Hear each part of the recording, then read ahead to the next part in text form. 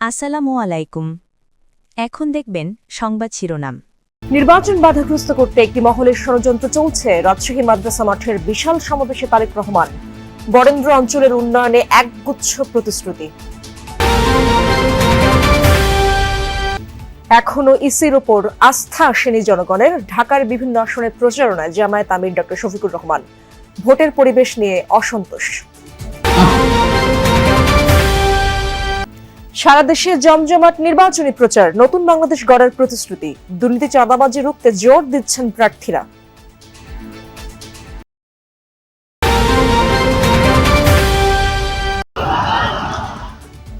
শেরপুরে নিহত জামায়াত নেতার জানাজা। ঝিনাইগাতীর ইউএনও ও ওসি প্রত্যাহার। বিএনপি জামায়াতের পরস্পরকে দোষারোপ। এতক্ষণ দেখছিলেন সংবাদ শিরোনাম, এখন দেখবেন বিস্তারিত। নির্বাচন যেন কেউ বানচাল করতে না পারে সে বিষয়ে জনগণকে সজাগ থাকার আহ্বান জানিয়েছেন বিএনপি চেয়ারম্যান তারেক রহমান। বলেছেন, বিএনপি ঝগড়া ফ্যাসাদ নয়, শান্তিতে বিশ্বাসী। নির্বাচন ঘিরে অনাকাঙ্ক্ষিত ঘটনা ঘটলে সুষ্ঠু তদন্ত করে দায়ীদের বিরুদ্ধে ব্যবস্থা নিতে সরকারের প্রতি আহ্বান জানান তিনি। রাজশাহীতে নির্বাচনী জনসভা। বিএনপি চেয়ারম্যান ভোটে জয়ী হলে পদ্মা ব্যারেজ নির্মাণ, বরেন্দ্র প্রকল্প চালু সহ 10,000 টাকা পর্যন্ত কৃষি ঋণ মওকুফের আশ্বাস দেন।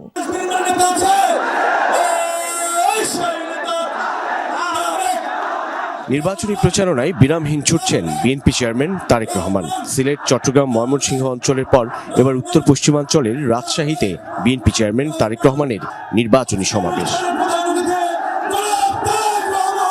2 দশকের বেশি সময় পর প্রিয় নেতাকে নিজেদের কাছে পেয়ে গোটা পদ্মা পার যেন রূপ নেয় মহাসমাবেশে।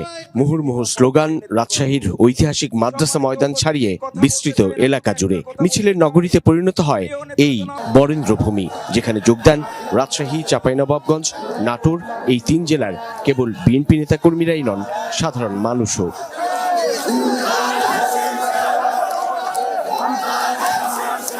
3 জেলার 13টি সংসদীয় আসনে বিএনপি মনোনীত প্রার্থীকে জনগণের সামনে তুলে ধরে তারেক রহমান ভোট চাইলেন ধানের শীষের পক্ষে। উত্তরাঞ্চলের সবকটি আসনে জয়ী হয়ে ক্ষমতায় গেলে স্থানীয় মানুষের উন্নয়নে নানান পরিকল্পনার কথা তুলে ধরেন বিএনপি চেয়ারম্যান।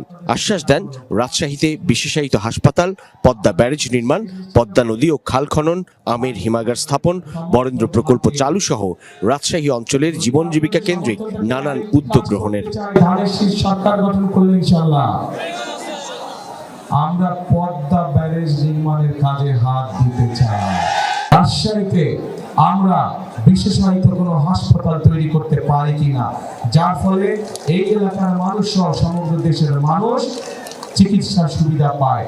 আগামী 12 তারিখে ধানের শীষ বিজয়ের সরকার গঠন করলে আমরা 10,000 টাকা পর্যন্ত কৃষি ঋণ সুদ সহ মওকুফ করবো ইনশাআল্লাহ।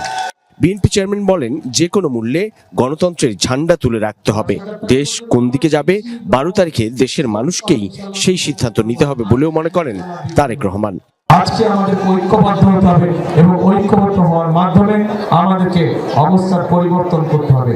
অবস্থার পরিবর্তনের অর্থ যে কোনো মূল্যে গণতন্ত্রকে সুসংহত করা, গণতন্ত্রের ঝান্ডাকে উপরে তুলে ধরা। কোথাও যদি কোনো অনাকাঙ্ক্ষিত কোনো ঘটনা ঘটে থাকে, অন্তর্বর্তীকালীন সরকার আছে, তাদেরকে বলবো সঠিক সুষ্ঠু তদন্ত করুন, সঠিক সুষ্ঠু তদন্ত করুন।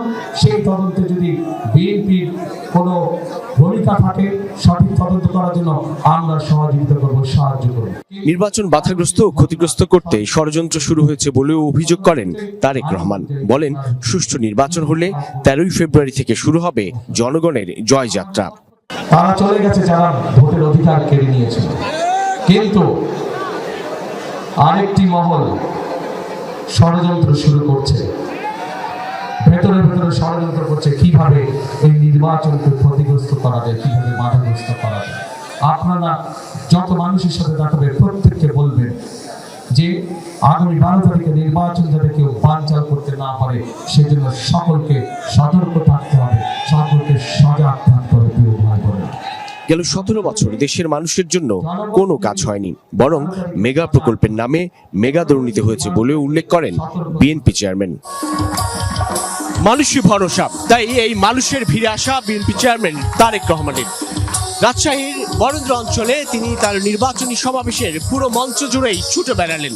নির্দিষ্ট পোডিয়াম নয়, যেন প্রথাগত রাজনীতির বাইরে নিজেকে একজন চৌকস বক্তা হিসেবে তুলে ধরতে গোটা মঞ্চ হয়ে উঠল তার পোডিয়াম।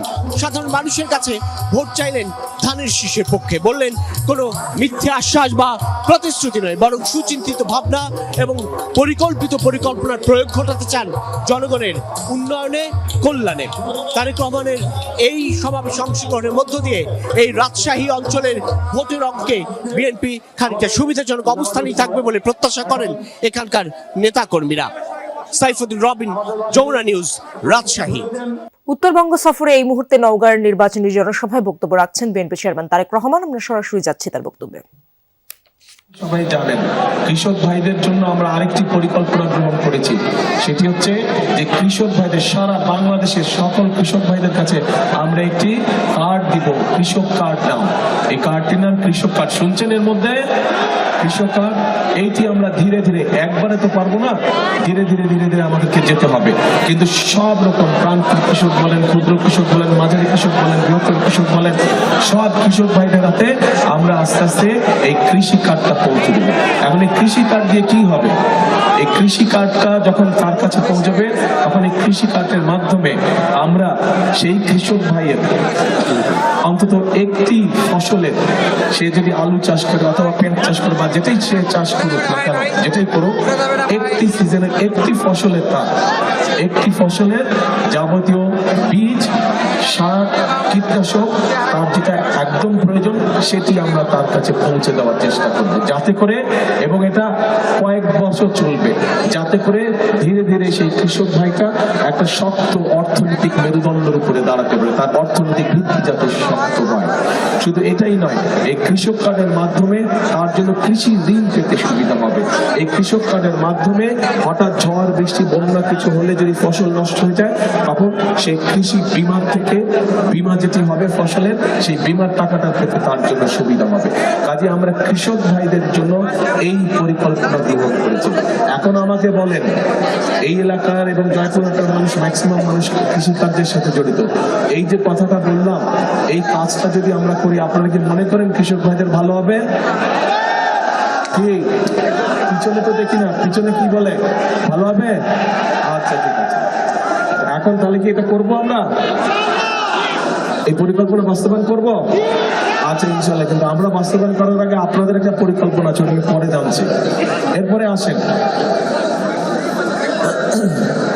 এরপরে এইখানে ধানের পাশাপাশি অন্যান্য অনেক শাকসবজি হয়, আম হয়, রাজশাহীতে হয়, এখানে হয়, এই অঞ্চলে প্রচুর হয়।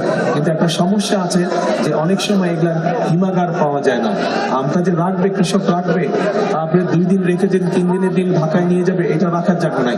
আর ঢাকায় নিয়ে যেতে যেই সমস্যা, এই যে রেলের যেই সমস্যা, মানে ট্রাকের যেই সমস্যা, এটা আমরা ওয়াকিফাল আছি এই ব্যাপারে। এবং কৃষকদের খরচ যাতে কম হয়, ইনশাল্লাহ রেলের ব্যবস্থাটার প্রতি আমরা নজর দিব, যাতে